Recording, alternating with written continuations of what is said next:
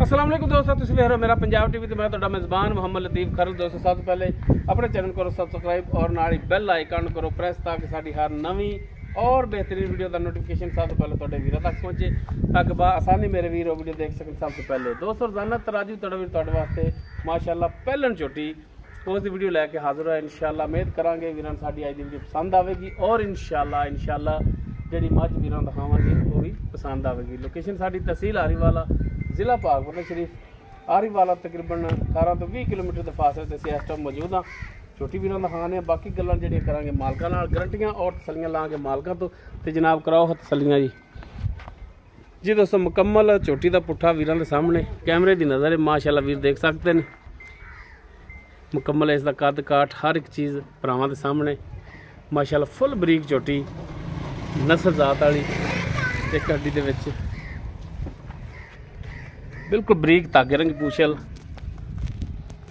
और माशाअल्लाह वीर चेक करन सोहना मुठ पर थान और कला कला थान खड़ा है माशाअल्लाह। गिठ गिठ दी विरलां ने थणा दे विच पूरी लोकेशन ते थान लग्या है।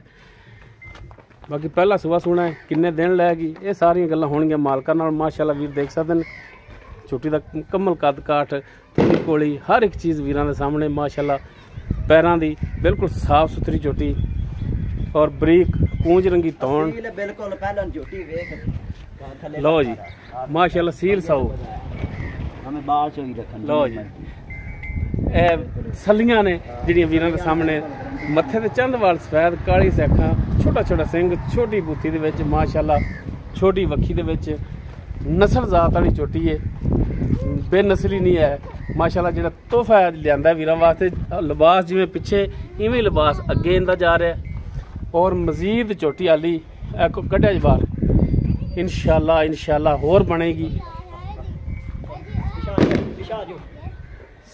टोरिया ज माड़ा जा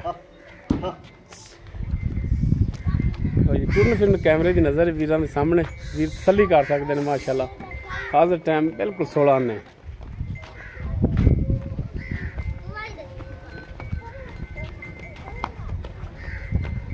बाकी इसकी डिटेल जी वो हुण लैने मालकां तो कि जनाब सुबह इन्हें पहला सुना है मूँह किवें किन्ने दिन लैगी ये सारियां गल्लां हुण मालकां नाल करने आ जी। अस्सलाम वालेकुम जी। वालेकुम सलाम। की नाम की अपना जी? मेरा नाम मोहम्मद अरशद। मोहम्मद अरशद। अच्छा अरशद भाई गल है कि जेड़ी भी गल पूछिए भरा 16 ने और खरी दसनी है 16 ने तो ठीक दसां ते बिल्कुल कोई भरावा ना कोई ठगी। सुबह इन्हें पहला सुना है बिल्कुल पहला सुना है। किन्ने दिन लै जाएगी? लै जाएगी 10 तो 12 दिन लै जाएगी। 10-12 दिन हाली मजीद लै जाएगी। चंगा चाटे बात लविक इंशाअल्लाह दे हुक्म नाल अब सीधी कराइए स्टेक की देख दीजिए।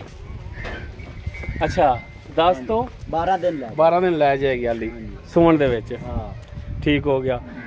थणा दी पिछे दी हर शय दी गारंटी अपनी को थण दे विच मसला मसैल होया छट्टा फार गण मरोड़ी की मोड़ चो लैनी केड़ा भरा वे दा चो ला तसल्लियां कर लेदा। अच्छा यानी अगर कोई भी भरा ले लैंदा जानवर अपने नाल बयाना दे दिंदा है कहंदा कि सुमन तो बाद ले जावांगे। अच्छा जी। ते तुसी सुमन तक ठल्लोगे हल है बाकी दुध तक नसीब दा क्योंकि पहला सुबह सुना है दुध दी इंदे च कोई गल नहीं है वो नसीब दा होना है लेकिन थणा दी पिछे दी ये थोड़ी गारंटी होनी है। थान च कोई मसला मसैल होया पर गारंटी थोड़ी होनी। थाना दे विच कोई फॉल्ट होया जानवर थोड़ा है ये गल रिकॉर्ड हो रही है। ठीक है बिल्कुल ठीक है। अच्छा हुण इहदा दसो प्यार मुहब्बत वाला रेट वेचण वाला 3,80,000 रुपया 3,80,000। हाँ जी यार गल है 42 सुमन च भी इन्ने दिन लैने ने कोई हफ्ता 10 दिन लै जाएगी ते जेड़ा भी भरा ले जाएगा या तुहानूं बयाना करांदा उन्हें कोई 8-10 दिन का वेट करना ही है इंतजार करना पैना है।